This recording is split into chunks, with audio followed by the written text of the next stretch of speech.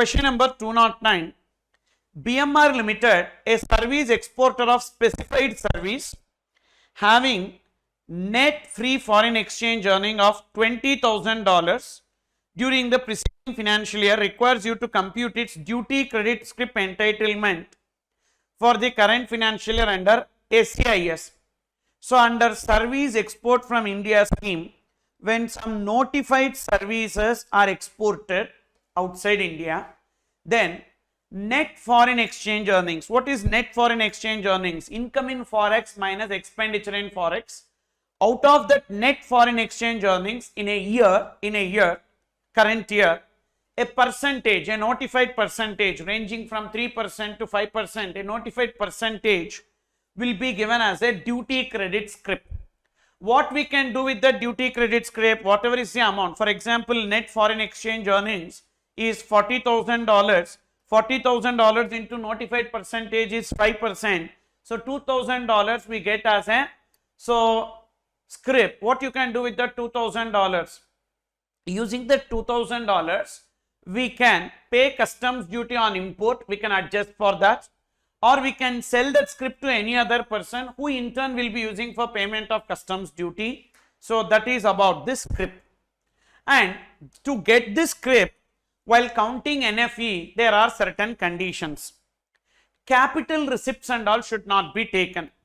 Capital receipts should not be taken. Investments or borrowings should not be taken, because we are arriving at the income in forex minus expenditure in forex.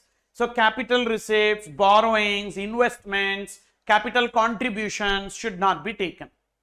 Then even income which is earned outside India and repatriated to India also should not be taken. That income should directly be earned from India. So, suppose if we have some employees outside India, or if we establish a branch outside India, there if it is received, that will not be counted as income in forex. So, first, supply from India to US, $30,000 will be taken as income in forex. Supply from India to service consumers of US in India. So, will it be taken? Yes, only condition it should be received in international credit card. Say for example, some tourists are coming to India, from them we collect some money. Will that also be counted as income in forex? Yes, provided that is received through international credit cards. Supply from India through commercial branch in a city of US. Supply from India through commercial branch in a city of US, $8,000. So, in that case, whether we will be eligible, okay. So, supply from India through commercial branch in city of US, no, because it is not received in India, okay. So, it is not received in India, due to that reason it will not be counted. Supply from India through presence of employees in other city, no, it will also not be counted. Total expenses or payments of BMR related to aforesaid supplies are 5% of gross receipts in foreign exchange, 10% of gross receipts in Indian rupees. Expenditure in Indian rupees will not be taken, expenditure in forex will be taken. So, 30,000 plus 12,000, okay, minus 5%, 39,900. 39,900. When you are not taking an income, that respective expenditure should not be deducted. So, first case 30,000 and 5% 28,500, okay. So, that is reduced. Then next one is supply from India to service consumers of US, eligible. So, 5%, that is 600. So, will be taken, 600 will be taken. And then supply from India through commercial branch in a city of US, and supply from India through presence of employees, loan from US, realization on behalf of client, because there is some loans.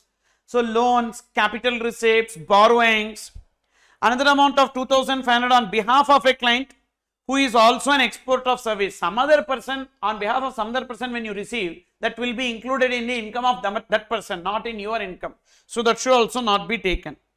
Now, whatever is the NFE, 39,900 into 5% is the notified rate. That 5% when you apply, so you will be getting the entitlement under SEIS.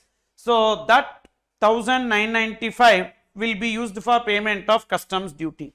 And one more point, there are some conditions for SEIS. First, the person who is claiming the benefit of SEIS should have an active IEC in the current year.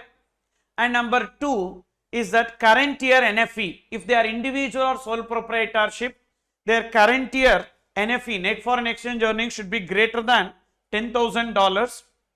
If they are other than individual or sole proprietorship, $15,000. BMR limited, other than.